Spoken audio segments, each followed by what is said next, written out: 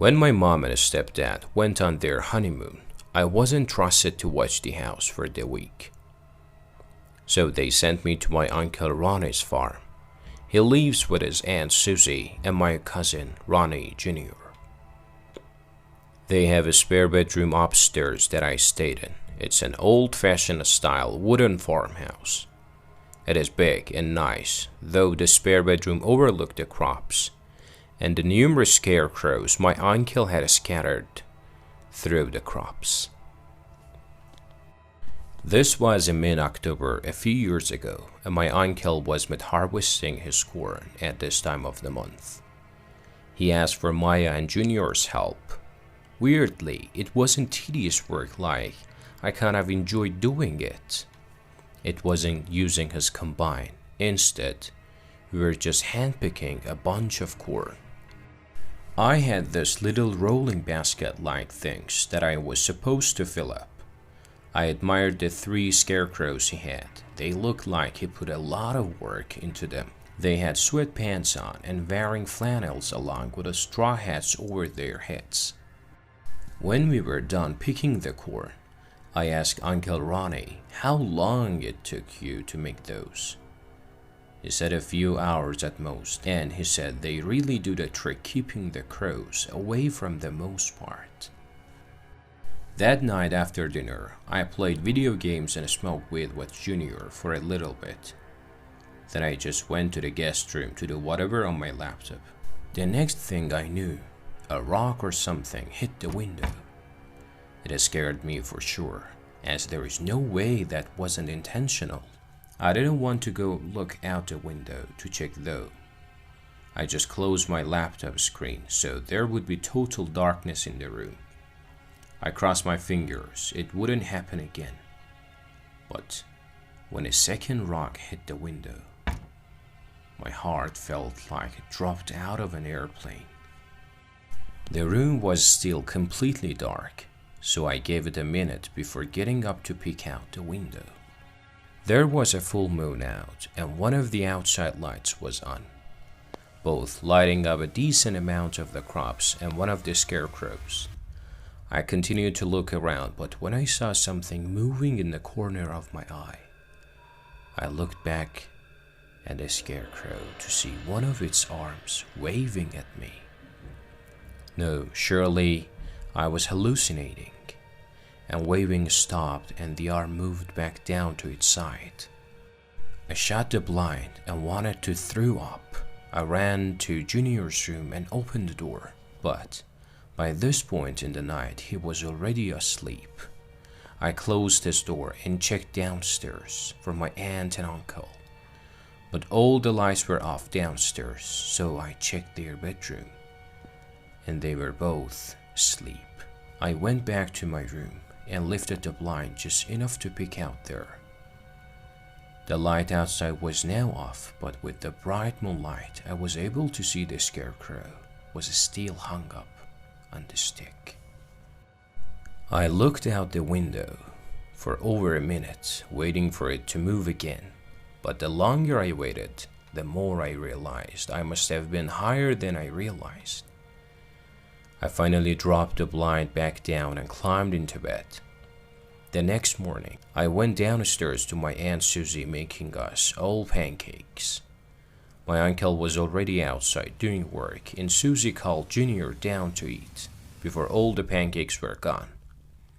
And around that same time, my uncle stormed into the house, asking, "Where did the goddamn scarecrows go?" My heart dropped. The 3 of us went outside, my uncle leading us to show us that all 3 scarecrows were missing from their posts. That's when I told them about what I saw last night and how at first I thought I just imagined it. But now it made sense. The nightmarish realization hit me that somebody did in fact throw rocks in the window. They did see me looking out and someone was posing as a scarecrow. That night when we were all sleeping, the doorbell rang continuously at like 1 or 2 in the morning. I heard my uncle and Junior yelling in the hallway and running down the stairs. So I followed. When he opened the front door, the 3 scarecrows were posted upright in front of the porch, all with red paint stains covering them, mimicking blood. My uncle called the police and turned on all the outside lights on the property.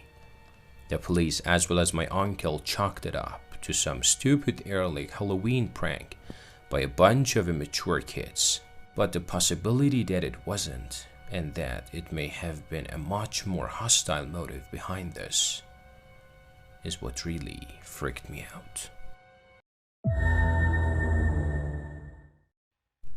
When I was a really little kid, this local small amusement park that used to be opened by us would hold this annual event called Pumpkin Land, which was held on a Saturday before Halloween, where candies would be given out to kids in between.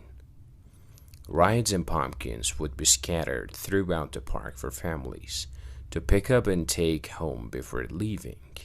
I always looked forward to it in this one particular year. When I was 7, we were going right after my soccer game. The park also rewarded kids for coming in costumes. So I was going in my cliché Scream costume. Anyway, my parents took my 2 siblings and I, and when we got there, my brother begged to go on the haunted house ride first, and then the roller coasters. Basically, they wanted to do the most thrilling rides first. Anyway, my mom and 2 brothers got in one of the cars for the haunted house ride. Since they only seated 4, my dad stayed with me on the line, so we could ride together. And I think as I started to get cold feet, I felt like I needed to use the bathroom.